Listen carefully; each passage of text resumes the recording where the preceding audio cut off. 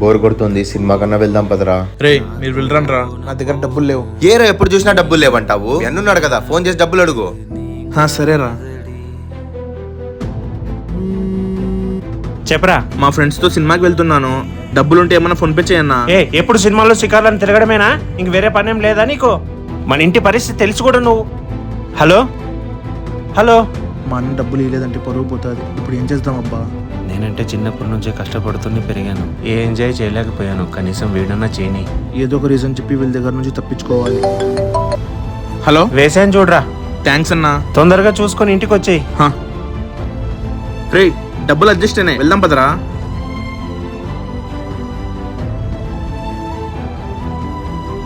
ఏరా ఆగిపోయావు? నాకు ఇంట్రెస్ట్ లేదురా, మీరు వెళ్ళండి. సర్లేరా, నీ ఇష్టం. ఇంకా బాయ్ రా. ఈ కాలంలో మన దగ్గర డబ్బులుంటేనే ఏ బంధమైనా నిలబడేది. సో టైం వేస్ట్ చేయకుండా డబ్బులు సంపాదించండి.